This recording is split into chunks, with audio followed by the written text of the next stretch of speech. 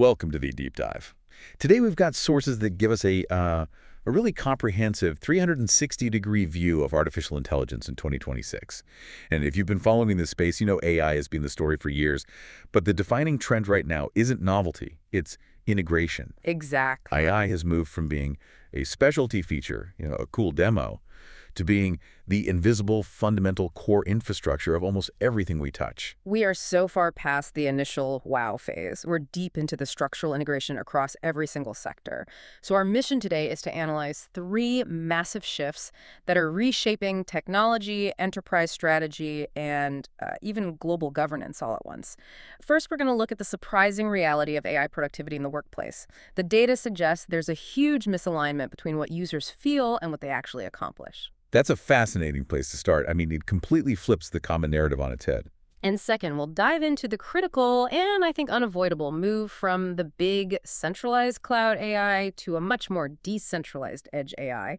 This is all powered by a new class of device we're calling the AI PC. This is where the next big hardware war is being fought. Right. And third, we'll zoom out and examine the really high-stakes security, infrastructure, and geopolitical consequences of all this deep integration. We'll be looking at defense, enterprise, and even the concept of sovereignty in a digital age. So we're going to cover everything from why your next laptop absolutely needs a dedicated chip one that can hit a specific performance threshold of 40 TOPS just to run properly. We'll also look at who is actually winning the high-value enterprise AI war right now. Spoiler, it might not be who you think. And finally, why China's perspective on AI safety might, surprisingly, be the right one. Okay, let's unpack all of this. Let's start on the ground level, in the office, at the desk, because this is where the AI story really begins for most people. The initial enthusiasm for tools, whether you're using big platforms like Gemini 3 or specialized assistants like Claude Code, or even advanced writing tools like anti-gravity, that enthusiasm is still incredibly high. It is, absolutely. The qualitative feedback is just overwhelmingly positive. We see a lot of tech professionals, especially people doing heavy cognitive work like technical writing or software development, they report an immediate psychological boost. They feel like they have momentum. And the quantitative reports seem to back that feeling up, don't they? I mean, we see developers reporting productivity gains of, anywhere from 10% to 30% on average with these tools, which makes sense. If the AI is handling boilerplate codes or drafting emails, you'd expect to see some real efficiency gains. You would think so. That should be a clear win, and here's where it gets really interesting. The data reveals a pretty profound and, frankly, a bit of a disturbing paradox. This is what happens when researchers stop asking developers how they feel and start measuring what they actually do in a controlled test. Okay, what's the twist? Give us the real numbers. The twist is that when the exact same developers were tested objectively using the AI tools they swore by, they actually took 19% longer to finish their tasks compared to the control group without AI. Wait, longer. 19% longer. And yet, here's the kicker, they still genuinely believe they had worked 20% faster. So you have this massive, statistically significant gap between perceived velocity and actual latency. That is just a staggering finding. It completely undercuts the business case for AI if you're just looking at speed. So why? Why the huge disconnect? If a tool is generating 80% of the code for me, shouldn't my total time go down even if I have to check the output? Well, the cause is what we could call validation overhead. And right now, it is the single biggest bottleneck in human-AI collaboration. The reports show that nearly half of developers, a really persistent 46%, don't fully trust the AI outputs, especially not in production environments where the stakes are high. I can understand that lack of trust. I mean, AI is known for hallucinations or these subtle logical errors that might compile or look right on the surface, but they could introduce huge technical debt or security holes down the line. Precisely. And that skepticism means every single time the AI hands over a chunk of work, whether it's code, a legal memo, a technical document, the human user feels compelled to scrutinize it. They have to cross-reference, check for errors, and often fix these subtle but critical mistakes. If the AI is only 90% right, that last 10% requires intensive, high-stakes human validation. So we've basically just outsourced the easy, low-effort parts of the job to the AI, which leaves the human to deal exclusively with the hardest part: quality assurance and validation. That's the strategic implication. That mandatory, time-consuming review process turns what felt like speed because the AI-generated output so quickly into actual latency. That bottleneck just eats up any initial time savings and, in many cases, adds drag. It also explains why there's now such a high demand for specialized review and validation tools. Basically, AI QA specialists to bridge that gap in trust. If this distrust is so persistent, what does that do to the idea that AI is going to drive huge corporate staff reductions? This paradox seems to fundamentally validate the need for human domain expertise to stay in the loop. It absolutely validates the human expert. You can't just fire the quality assurance team if the generative tool itself is inherently untrustworthy at a high percentage. We're seeing companies that made aggressive layoffs, assuming 100% automation, now having to scale back or even rehire specialists dedicated specifically to reviewing AI output. It's shifting the labor demand from generation and creation to validation and governance. Right. And it forces companies to ask a new question. How do we train our staff not just to use the tool, but to appropriately trust or distrust the output based on context and risk? So we've hit peak tool fatigue combined with this peak trust deficit. And speaking of fatigue, our sources also mention this sort of pre-Cambrian-like proliferation of tools in the workplace. There's a palpable sense of exhaustion every time a new AI service gets announced. Everyone is fighting for attention, but users are just overwhelmed. That is so relatable. I feel like the only new AI tool anyone wants is one that organizes all the other AI tools. Exactly. I saw an example of a technical writer at a meeting where someone was championing a new AI tool, and a colleague just raises their hand and asks, "Is this yet another tool to learn?" That feeling is pervasive. But while the fatigue is real, it's also masking a deeper truth about the structural integration of AI. Which is that AI is just becoming invisible. Yeah. We're moving from buying apps to buying functionality that's just there. That's the key takeaway. The AI is becoming invisible infrastructure. We're not just installing new standalone apps anymore. The tech is being embedded at every layer of the organization, often without the user even realizing it's an AI tool. It's now integrated into customer experience, DevOps pipelines, IT automation, strategic decision-making, and most importantly, directly into the workflows and applications people already use. You stop calling it the AI tool and start calling it the way we process claims now. Yeah, or the new search function. Exactly. It just becomes part of the operating system of the business. And I see this playing out perfectly in the world of content and technical documentation. That whole field is undergoing an immediate and profound transformation. The goal used to be creating a beautiful navigable doc site for a human to read. Now, that priority is shifting completely. The shift is radical. The emphasis is moving away from beautiful doc sites, which are expensive and time-consuming to build and maintain, and toward prioritizing the generation of the most accurate, high-quality foundational content possible. And then feeding that content into an AI-powered site or service. The documentation isn't the final product anymore. It's the high-grade fuel for the machine. I can totally relate to this change in user behavior. I don't want to read a massive PDF of documentation anymore. The cognitive load is just too high. I want to copy that entire document into a trusted chat window or use a conversational interface and just ask the AI tool to read it for me and perform the exact complex action I need, like creating a specific nested table filter from a software manual. The human user is outsourcing the reading, the interpreting, and the synthesis tasks to the machine. That behavior is rapidly becoming the new norm. And users will come to expect conversational and AI features from all documentation sites. If they don't get them, they'll either complain or, more critically, they'll copy your proprietary content into a public, general-purpose LLM. Which is a huge information security risk. A massive one. So that means technical writers need AI capabilities. But building custom, enterprise-grade chatbots is staggeringly expensive, especially for smaller teams or startups. Exactly. So this need for AI-powered documentation, coupled with the high cost of deploying your own, leads directly to a key technical prediction we saw. Many teams are not going to build these custom, expensive chatbot implementations on dedicated infrastructure. So what's the shortcut? How do they deliver the capability without the multi-million-dollar overhead? They'll increasingly rely on existing low-cost solutions, particularly open source or commercial platforms that specialize in what's called retrieval augmented generation, or RA. For smaller orgs, especially startups, or for managing very access-controlled internal documents, we'll see technical writers using tools like NotebookLM as a raggy backend for their documentation. Can you break that down for us? RA and why NotebookLM is such a good fit here. Sure. RA is a method that allows a large language model to pull in information from an external verified knowledge base, like a database of your technical manuals, before it generates a response. This grounds the answer in facts and drastically reduces hallucinations. Notebook LM is ideal because it's essentially a high-powered, consumer-grade R engine that lets you upload your source documents and then chat with them securely. It's basically a private, controlled knowledge base that you can talk to. Precisely. For a small team, this provides that powerful AI-powered conversational experience, the ability to ask, how do I configure X in version 3.2, without the massive expense and overhead of developing a custom, large-scale chatbot that needs dedicated staff. It's a perfect microcosm of this decentralization trend we're about to explore. That's a perfect transition. That distinction moving from huge, centralized cloud solutions to local, bespoke, RAG deployments, it shows a common thread: decentralization. Companies are pushing compute and intelligence closer to the user, which brings us right to the foundational infrastructure layer, where the hardware war is truly heating up around the concept of edge AI. So for the listener, what exactly is edge AI, and why is this architectural shift so critical right now?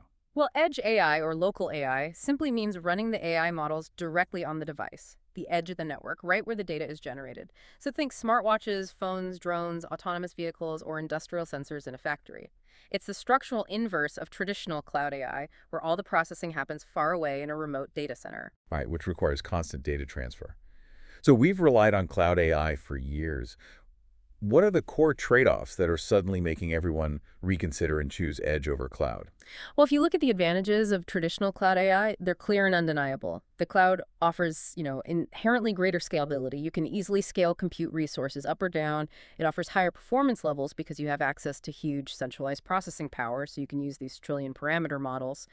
And crucially, cloud AI has access to vast, continuously updated, large-scale data sets, which is essential for training massive deep learning models. So the cloud is the perfect environment for training the next world-changing foundational model. It is. But once that model is trained, the advantages of edge AI really start to shine when you look at the requirements of a real-world application. For one, edge AI offers extremely low latency. Because the processing happens locally, decisions can be made in milliseconds, often 100 times faster than a cloud round trip. And this is absolutely critical for real-time applications like autonomous vehicles, collision avoidance systems, or robotic surgery. Low latency is non-negotiable for anything related to physical safety. Absolutely. Then you have network independence. Edge devices can function fully, even if the internet connection is poor or compromised or completely gone. That's vital for remote environments or national security applications. It also provides much stronger privacy because your sensitive data stays local on the device and isn't constantly being transferred across the public internet to a massive, potentially vulnerable server farm. And finally, there's a compelling financial argument, especially for enterprises. Yes. There's better cost efficiency over time. The initial hardware investment is higher, sure, but Edge AI lets you avoid the perpetual metered usage fees from the hyperscalers. That constant cost of sending terabytes of data back and forth to the cloud just for inference. When data is highly sensitive, or when reaction time is the single most important factor, Edge AI wins the architectural debate. And this shift brings us directly to the hardware mandate of 2026, the AI PC. We're seeing this whole new class of AI-enhanced Windows 11 devices, which Microsoft is calling Copilot plus PCs. What's the non-negotiable prerequisite for a device to earn that label? It's the inclusion of a dedicated neural processing unit, or NPU. This NPU has to operate alongside the traditional CPU and GPU. It's a specialized chip, purpose-built to accelerate these computationally intense AI processes, specifically neural network inference. And there's a specific hard performance threshold that has to be met, right? This isn't just about having an NPU. It's about having one that can do some serious work. Absolutely. No one wants an AI PC that runs AI features sluggishly or kills the battery in an hour.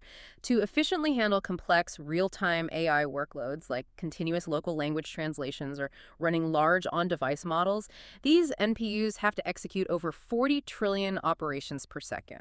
That's 40 TOPS. Why is 40 TOPS the magic number? What specifically does that performance floor unlock for the user? That 40 TOPS performance floor is really what's necessary to run large local language model, say a 7 to 10 billion parameter model, at a truly interactive speed without needing the cloud. When a model runs at that speed, the user experience feels instantaneous, fluid. Plus, by offloading these demanding AI tasks from the general-purpose CPU and the power-hungry GPU, the NPU improves overall system performance, ensures that low-latency execution, and most importantly for a laptop user, it dramatically improves battery life. Without that 40 TOPS threshold, you just don't get the premium, advanced, all-day AI functionality. And this requirement has instantly ignited the next-generation chip war, specifically in the laptop and ultra-portable space. For years, we talked about Intel versus AMD.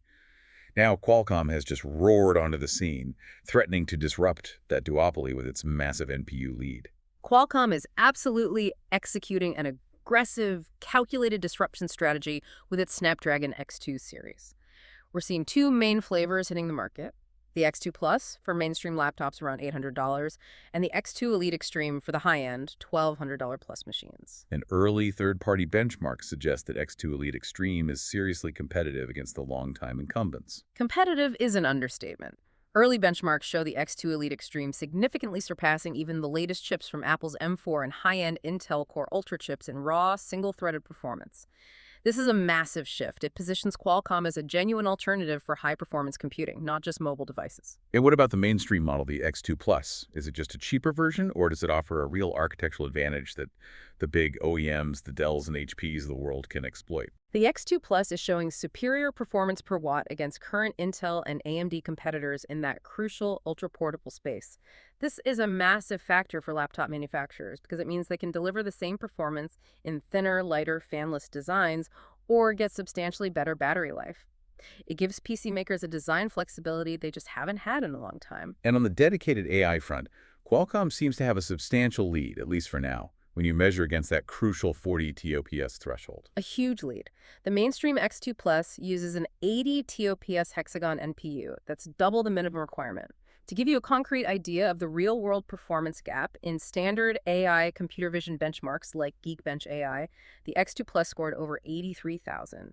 That compares against the two main competitive Intel Core Ultra chips scoring 48,041 and 13,615. Wait, if Qualcomm is running laps around Intel in NPU performance right now, Yeah. doesn't that spell disaster for Intel's ecosystem advantage? How quickly can Intel realistically close an 80 TOPS gap when the market is moving this fast? That's the existential question for Intel. They rely on their long-standing partnerships and sheer market volume, but if their chips can't deliver the premium AI features consumers are demanding, that advantage erodes very quickly. They are fighting back, though, with the upcoming launch of their Core Ultra 3 Panther Lake processors. These are built on a new process, featuring upgraded cores, a significantly improved GPU, and a critical fifth-generation NPU that promises massive gains. They're aiming directly at that performance per watt and NPU gap. The outcome of this fight will redefine the PC landscape for the next 5 years. It will. And this competitive intensity means that you, the consumer, are the ultimate winner here. The rate of innovation in silicon is accelerating so fast that a laptop you buy today will feel significantly slower than one you buy in just 18 months, simply due to NPU advancements. Now, let's pivot to the flip side of edge AI privacy. Apple has staked its entire reputation on privacy, and their approach to scaling AI capacity is, well, it's unique. They call their solution private cloud compute. Right. Apple Intelligence relies fundamentally on on-device processing. That's the cornerstone. Process personal data locally to ensure privacy, avoid collecting user data, keep everything on the secure enclave of your phone or your laptop. But sometimes the request is just too complex. Maybe it involves a deep search across massive databases, and it needs models larger than what can fit on an iPhone. That's where private cloud compute, or PCC, steps in to safely augment the on-device models. So how does PCC let Apple use huge cloud resources, which traditionally are the ultimate privacy risk, without compromising their core privacy promise? It's a complete architectural rethinking of the cloud. When a request requires PCC, only the data that is strictly relevant to the task is sent to Apple Silicon servers. Crucially, that data is not stored, it is not logged, and it's not made accessible to Apple or any third party. It's only used for the duration of that specific momentary request. They've essentially taken the security architecture of the iPhone and extended it to a cloud environment they control. But how do I, as a user, know that promise is being kept? How can I trust a black box I can't audit? That's the key technical breakthrough.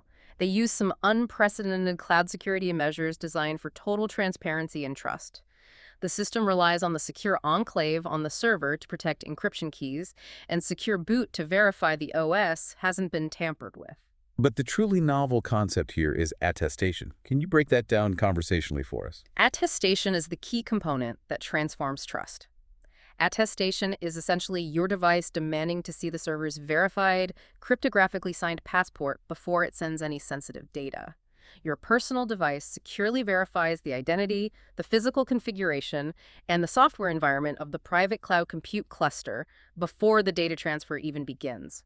If the server can't prove it's running the exact verified operating system with the specific safety features, your device just won't transmit the private information. So attestation is the client device verifying the server's integrity. It moves the power of inspection back to the user. That seems like an entirely new standard for cloud trust. It is a radical step, and they take it further. Apple has designed the system so that independent security experts, trusted third parties, can inspect the code running on those PCC servers to verify these privacy protections are genuine. They are really putting their money where their mouth is, ensuring trust through verifiable architecture, not just policy. That deep focus on local processing and storage, while it solves the cloud privacy problem, does lead to an inherent tension. We gain privacy from the cloud, but we introduce a new, concentrated security risk locally, what some are calling the potential for a local panopticon. That is the security trade-off. If the operating system itself gets compromised, local data tracking becomes an incredible risk because all that private historical context is concentrated in one place on your machine. The prime example, and the one that's generated the most concern, is Microsoft's recall feature. Remind us what recall does, because the potential for local surveillance is alarming if it's not handled correctly. Recall captures encrypted snapshots of your active screen, everything you do, see, or type every few seconds, and stores them locally on your hard drive. This allows you to use descriptive queries to search for content you saw months ago. You could search something like, find the email where the client mentioned the new budget figures in a red font. The power of that is undeniable. But the risk profile for an enterprise or a journalist with sensitive info is immense if that local storage is breached. How does Microsoft address that local panopticon risk? They've layered on some robust security controls designed for these new edge AI features. First, recall runs locally and is turned off by default. The user has to opt in.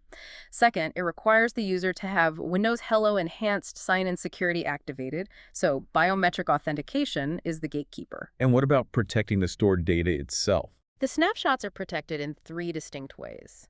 They're encrypted with BitLocker, which is standard disk encryption. They're protected by the Microsoft Pluton security processor, a chip-to-cloud security technology that acts as a root of trust.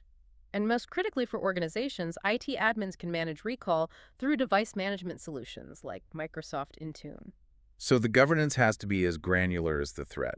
What specifically can IT admins control in a corporate environment? They have comprehensive control. Admins can mandate policies for how long snapshots are retained, say only 30 days of history. They can limit the storage space allocated. And perhaps most critically, they can filter specific applications, like a secure internal HR database or specific websites from ever being recorded by recall. The security perimeter has fundamentally moved to the silicon, and governance has moved to local machine policy managed by IT. Okay, so moving from that intense technical battlefield of edge AI to the commercial one, let's look at the shifting market dynamics. OpenAI, with ChatGPT, had an undeniable first-mover advantage, and they still maintain incredible dominance globally in consumer mindshare, right? They do. Despite this explosion of competing platforms, OpenAI retains a commanding lead. Regional data confirms ChatGPT still holds between 78 and 83% market share in major markets like the US, Germany, and Japan. Even in large, restricted markets like China, it maintains about a 79% lead, often accessed via VPNs. For most consumers, OpenAI is still the default AI experience. And yet their position feels increasingly vulnerable, both financially and reputationally, despite that high market share. Absolutely. Financially, stability is a huge concern. Building and running these models requires astronomical capital. OpenAI relies heavily on venture capital and has committed over $1.4 trillion in infrastructure obligations over the next 8 years. That is a staggering liability that relies entirely on perpetual massive revenue growth. And reputationally, the public is starting to question the value proposition. Yes, there's a growing public skepticism about their priorities. We see critics pointing out the irony that OpenAI promised these high-minded goals like curing cancer or solving existential risk, but instead delivered entertainment platforms like Sora, their text-to-video generator. Critics are calling it an AI TikTok clone. Exactly. Meanwhile, everyday consumers are facing the environmental costs through higher energy bills driven by AI data centers. It feels like a bait and switch to a public that was expecting transformative social good, not just faster media generation. This financial pressure and public fatigue really opens the door for specialized competitors who can focus intensely on enterprise value, who is successfully slicing off the most valuable pieces of the market. That would be Claude Code and Google, each targeting a different vector. Claude from Anthropic has successfully overtaken OpenAI in the high-value B2B enterprise segment.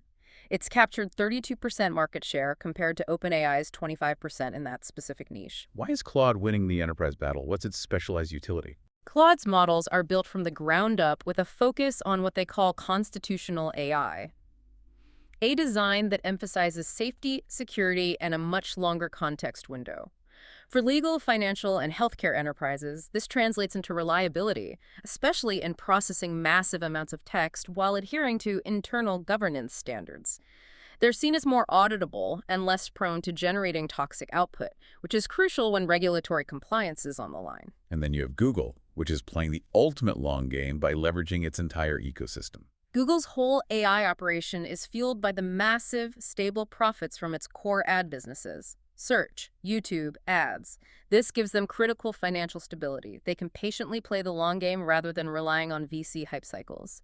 Their core strategy is just ecosystem integration, making the AI seamless and ubiquitous. And we've seen that strategy pay off in user growth. Absolutely. Gemini's monthly users nearly doubled to 650 million by October, driven primarily by its seamless integration with existing workspace apps like Google Tasks, Keep, and Gmail. The value proposition is undeniable. Why buy a new app when the AI you use daily can integrate effortlessly with the workflow you already live in? Integration beats innovation when it comes to enterprise adoption speed. It does. And that seamless integration is exactly why they're attracting such massive strategic partnerships with the biggest hardware players in the world. Samsung is aggressively pursuing the Android market, aiming to ship 800 million Gemini-powered devices by the end of 2026. This embeds Google's AI into the global consumer device infrastructure. And perhaps most symbolically, Apple, in its massive AI overhaul of Siri slated for 2026, is utilizing Google's vast 1.2 trillion parameter Gemini model running securely, of course, on Apple's private cloud compute infrastructure to maintain those privacy standards. That partnership dynamic shows the competition is moving beyond just foundational models and into the strategic structure of how enterprises deploy AI. Let's look at two key concepts defining that shift: domain-specific language models and multi-agent systems. First, DSLMs. Domain-specific language models, or DSLMs, are really the future for many high-stakes, highly regulated industries. Unlike general-purpose models, which are trained on the whole internet, DSLMs are trained exclusively on highly specialized, narrow, and often proprietary datasets. This targeted approach allows them to deliver the precision needed to meet stringent regulatory requirements in fields like finance, legal, and healthcare. What's the strategic value for a major corporation in sacrificing that generality for specificity? It's the difference between doing small experiments and fundamentally integrating intelligence into core operations.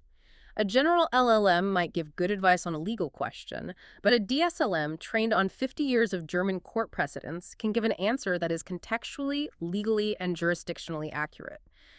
Gartner projects that by 2028, these DSLMs will account for over 60% of all generative AI models used by enterprises precisely because they enable compliance. Can you give us a concrete example of this? The one we noted was IBM building a DSLM specifically for the German court system to assist judges and clerks with legal document analysis and precedent discovery. The benefit is tremendous. It reduces repetitive work for human staff and potentially cuts case processing time significantly, all while ensuring the information is perfectly accurate for German law, something a general-purpose AI could never reliably guarantee. And the next major structural development is the rise of multi-agent systems, MAS, which sounds like building an entire modular AI department. That's a good way to think about it. MAS involves designing modular, collaborative systems where multiple AI agents focus on specific tasks, communicate with each other, and automate complex end-to-end workflows. Think of it like a highly integrated automated assembly line, but every station is an AI specialist. One handles data ingestion, another performs analysis, a third generates the report, and so on. So will these sophisticated agents replace entire human departments?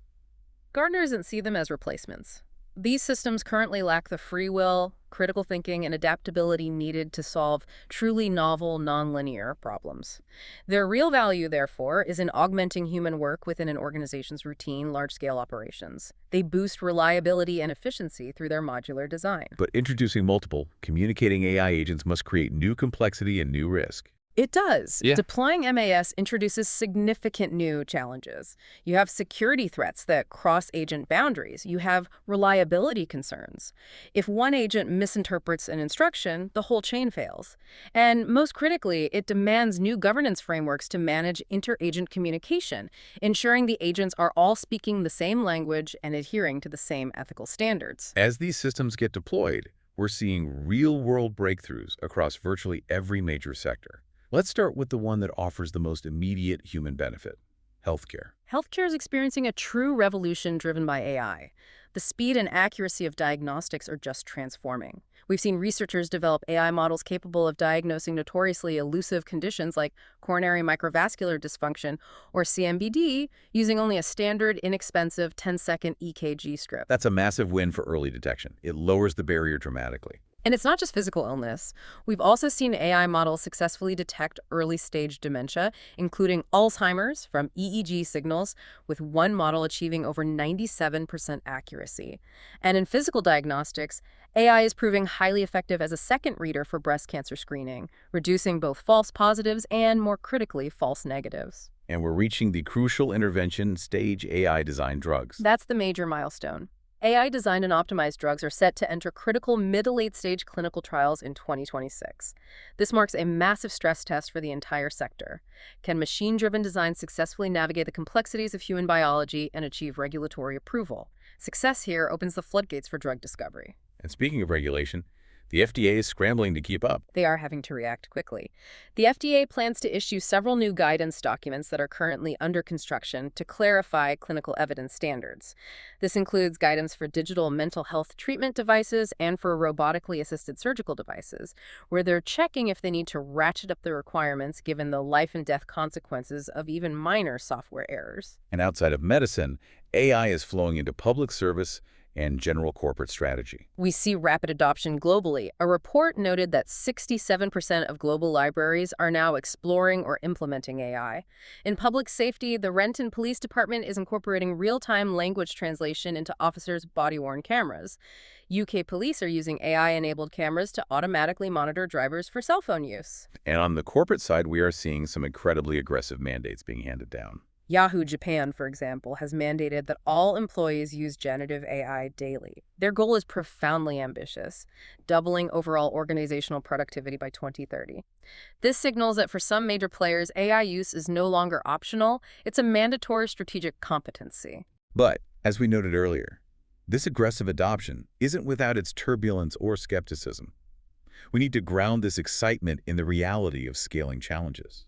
Absolutely. The market is showing signs of anxiety.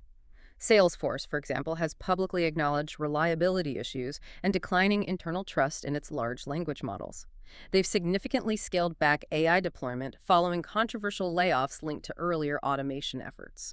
So they laid off staff based on a promised efficiency they couldn't actually deliver reliably yet. Exactly. And meanwhile, tech stocks have experienced repeated tumbles amid growing investor anxiety over an AI bubble, suggesting that the massive capital investments, that $1.4 trillion liability we mentioned, have yet to yield the expected long-term profitability that justifies the current valuations. The promise is still outpacing the profitable delivery. The ultimate implication of all this integration, though, is not just corporate profitability, it's global power. We've moved far beyond spreadsheets and into the realm of international strategy. We need to introduce a foundational concept here: techno-geopolitics. Right. If we connect this to the bigger picture, techno-geopolitics is the recognition that geopolitical power is undergoing a structural shift. It's moving away from purely material foundations like territory, raw resources, or military balance, and toward algorithmic and knowledge-based forms of influence. Advanced technology, especially AI and the underlying data infrastructure, is now a structural determinant of global competition.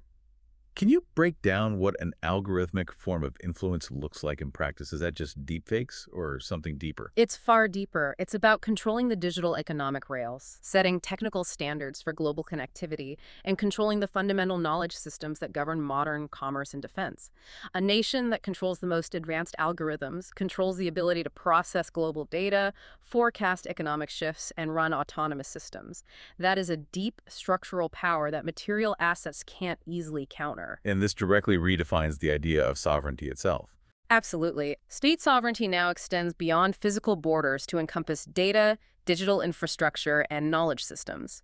This is why we're seeing this powerful and growing drive toward regionalized IT, sometimes called geopatriation. Geopatriation, that sounds like countries are trying to have their cake and eat it too. They want the global innovation platforms, but they want the data to stay local. Precisely. States want innovation from global platforms like AWS or Google Cloud, but they're increasingly requiring smaller, regional, or trusted cloud environments for legally or competitively sensitive data. Trusted clouds, like those becoming production-ready in Europe, are perfect examples. They use global technology, but are guaranteed to be physically hosted and legally governed entirely within that specific jurisdiction. This structural shift creates a massive paradox when it comes to regulating AI safety. On one hand, experts constantly warn us about PDOOM, the probability of catastrophic outcomes. That should drive us to implement strict safety checks. It should logically lead to caution. But geopolitical competition actively works against safety. The increasing existential threat of AI, combined with fierce competition with rivals like China, paradoxically prompts the U.S. and its allies to lower its defenses, essentially dropping regulation and sacrificing long-term safety for immediate velocity. The drive is to prioritize speed over safety in a global race, based on the fear that your rival might get there first. That is the core strategic conflict. And China is approaching this completely differently, positioning itself as a leader in sustainable development. How does the Chinese perspective contrast with that U.S. competitive panic? China views AI safety not as a hindrance to speed, but as a foundational prerequisite for sustainable national development. They see the economic and social risk of an uncontrolled AI as far outweighing the momentary benefit of a slight speed advantage. As China's top tech official, Ding Zhang, said poetically, "If the braking system isn't under control, you can't step on the accelerator with confidence." That quote is profoundly telling. For Beijing, safety is the foundation of confidence. If the U.S. abandons its braking system in a panic to accelerate, it's entirely possible we might be the ones who crash, regardless of who achieves temporary dominance. It highlights a fundamental difference in strategic philosophy. The West is driven by competitive urgency, prioritizing short-term dominance. China is driven by systemic stability, prioritizing long-term control. Let's talk about the practical application of this rivalry. AI militarization. We're seeing AI diffusion across the armed forces, moving beyond just target identification. The integration is happening incredibly fast, moving from the operational theater to the sustainment structure. AI is diffusing from the battlefield, where it's used for target recognition and intelligence analysis, to the flight line for maintenance and logistics. Why is the flight line so crucial? Military commanders are gaining trust in AI and demanding its application elsewhere. They are leveraging predictive algorithms to recommend maintenance and optimize downtime for major assets like ships and aircraft. This moves them away from complex, fixed schedules to a dynamic, real-time assessment of mechanical health. Readiness, the ability to deploy, will be won on the flight line and the data centers that support it. And the U.S. Department of Defense's DARPA has a specific program designed to radically change how we conduct drone warfare. That's the Collaborative Operations in Denied Environment, or CODE program. The long-term goal is to shift unmanned aircraft systems operations from requiring a dedicated pilot and sensor operator per drone, a very resource-intensive model, to true collaborative autonomy. What does true collaborative autonomy look like in a contested airspace? It means a single, high-level mission commander can simultaneously direct a large group of drones in a highly contested environment where communication is intermittent. The drones use sophisticated algorithms to continuously evaluate their status, adapt their missions to dynamic situations, and leverage nearby systems with minimal human supervision. The algorithms become the critical force multiplier, managing complexity far beyond human capacity. While militaries integrate AI for defense, AI is simultaneously democratizing dangerous capabilities for adversaries, lowering the barrier to high-impact attacks. This democratization of attack, particularly in cybersecurity and influence operations, is perhaps the greatest immediate threat. AI has fundamentally lowered the barrier to entry for high-impact attacks, enabling smaller nations, proxy groups, or sophisticated criminal organizations to achieve effects previously reserved for major state actors. How exactly does AI enable this democratization? In 4 distinct ways. First, AI can weaponize stolen credentials at scale, quickly testing billions of combinations to find vulnerabilities. Second, it's used to generate sophisticated synthetic personas and deepfakes for influence operations.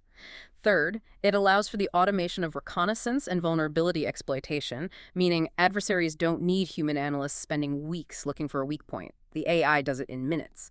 And fourth, AI-assisted tactics enable groups to target critical infrastructure remotely with precision that avoids immediate detection. They no longer need elite armies. They need powerful algorithms.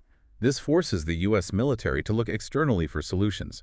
Their response, the launch of Gen AI Mill, is indicative of how central commercial AI has become to operational infrastructure. Gen AI Mill is the Pentagon's initiative to provide secure commercial AI options directly to its workforce. They're even partnering with Elon Musk's XAI to integrate the Grok chatbot, enabling personnel to securely handle controlled unclassified information and gain real-time insights from the X platform. It underscores how crucial specialized commercial AI is to the operational infrastructure of the armed forces. Finally, let's drill down to the ground-level friction caused by this massive AI expansion: energy, policy, and legal conflicts. Starting with the energy battle, which is becoming increasingly contentious. The demand for AI data centers is pushing U.S. electricity load growth to record levels, straining grids that were built decades ago. The need for 247 stability is driving controversial infrastructure responses. We saw the example of VistraCore, which secured a $4 billion deal to acquire a massive fleet of gas-fired power plants in Texas, largely to address the soaring energy needs of the AI and data center sector. So AI, the most advanced technology we've ever created, is driving a resurgence in demand for traditional fossil fuels just to keep the lights on for the data centers. That's a powerful irony. It's a profound irony, and it's sparking political fights over power procurement. It's also causing severe local resistance from communities focused on land use, noise pollution, and massive water consumption. For legal teams, AI risk quickly transforms from a software problem into an infrastructure and real estate problem. And next, the regulatory landscape. We're seeing federal and state policies collide head-on, creating legal risk for any company operating nationally. This collision is hardening. On one side, you have federal actors, driven by the December 2025 AI executive order, who are testing preemption theories. What's a preemption theory in this context? Preemption is the legal concept where a higher level of government, in this case the federal government, tries to argue that its laws override contradictory state laws. The federal government is aiming for a uniform federal policy framework for AI to avoid a patchwork of state rules that could slow innovation. But the states aren't waiting around for the federal government to act. No, they are legislating aggressively in targeted use cases. States like Texas and New York continue to push laws in areas like youth safety online or the use of AI in hiring. General counsels have to manage this sprawling legal risk, constantly questioning what the company can credibly commit to when the rules change state by state. The uncertainty itself is a massive liability. And finally, the ultimate risk transfer problem in the age of techno-geopolitics: cyber insurance. As state-backed cyber operations increasingly target private infrastructure, insurers are tightening their active war and state-backed cyber operations exclusions.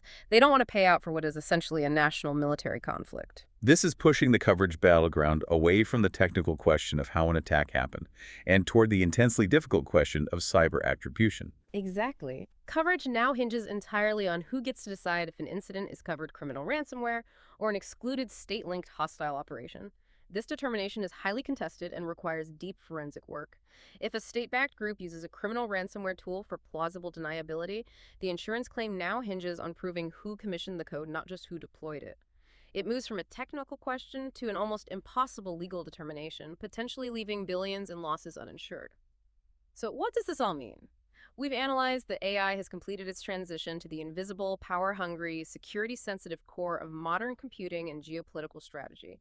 The key architectural trend is decentralized, compute-edge, AI moving processing onto devices for speed and privacy. But paradoxically, this decentralization is creating much more centralized security challenges and high-stakes geopolitical competition at the national level. The core challenge for every company and nation is reconciling the incredible capability of AI with the structural lack of trust that still requires human oversight, whether in the workplace or on the battlefield. We've seen an explosion of functional, capable AI systems that are augmenting work, diagnosing diseases with unprecedented accuracy, and automating complex military functions. But the deeper philosophical question remains about the nature of this intelligence. We noted the skepticism of philosopher Bernardo Kastrup, who argues that the belief in conscious AI is essentially a category error. He compares it to believing in the flying spaghetti monster. Right. He insists that silicon computers, which are fundamentally just manipulating symbols and performing computations, can never truly wake up or possess genuine experience. They are highly efficient mirrors of intelligence, but not intelligence itself. And this leaves us with a final thought to chew on.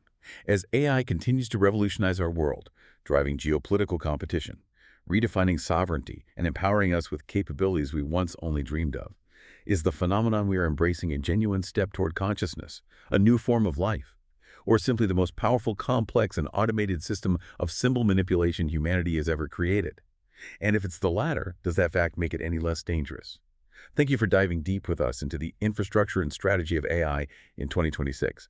We hope this analysis helps you navigate the rapidly evolving core of modern technology. We'll see you on the next deep dive.